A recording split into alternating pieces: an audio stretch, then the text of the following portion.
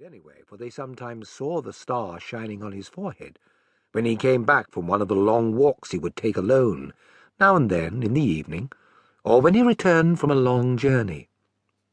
From time to time he would go off, sometimes walking, sometimes riding, and it was generally supposed that it was on business. And sometimes it was, and sometimes it was not. At any rate, not to get orders for work or to buy pig iron and charcoal and other supplies, though he attended to such things with care, and knew how to turn an honest penny into twopence, as the saying went. But he had business of its own kind in Faery, and he was welcome there, for the star shone bright on his brow, and he was as safe as a mortal can be in that perilous country. The lesser evils avoided the star, and from the greater evils he was guarded.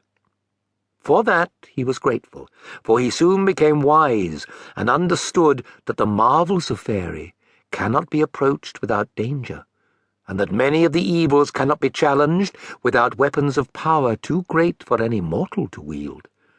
He remained a learner and explorer, not a warrior, and though in time he could have forged weapons that in his own world would have had power enough to become the matter of great tales and be worth a king's ransom, he knew that in Faery they would have been of small account. So among all the things that he made, it is not remembered that he ever forged a sword, or a spear, or an arrowhead. In Faery, at first, he walked for the most part quietly among the lesser folk, and the gentler creatures in the woods and meads of fair valleys, and by the bright waters in which at night strange stars shone, and at dawn the gleaming peaks of far mountains were mirrored.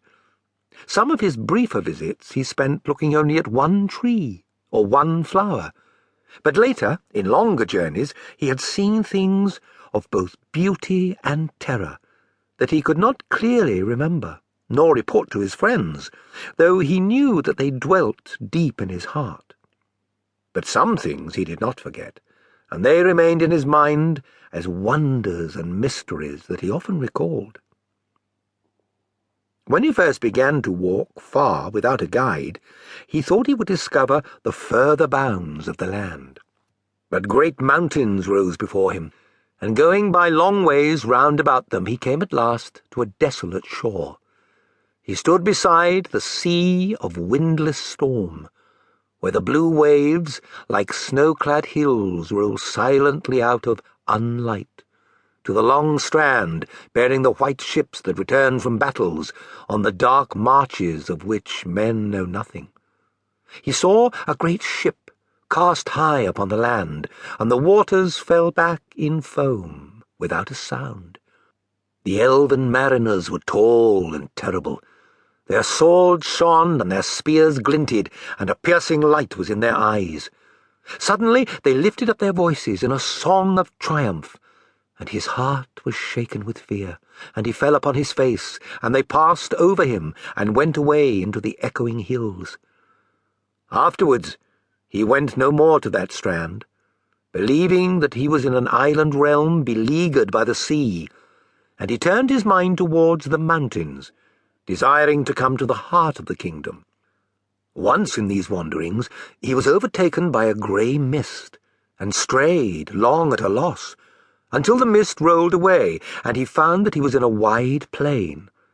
Far off there was a great hill of shadow, and out of that shadow, which was its root, he saw the king's tree springing up, tower upon tower, into the sky, and its light was like the sun at noon, and it bore at once leaves and flowers and fruits, uncounted, and not one was the same as any other that grew on the tree.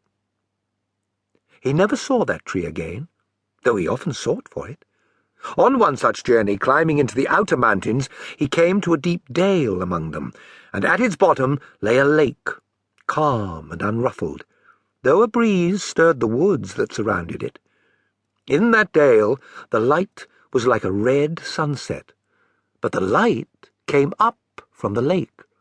From a low cliff that overhung it he looked down, and it seemed that he could see to an immeasurable depth, and there he beheld strange shapes.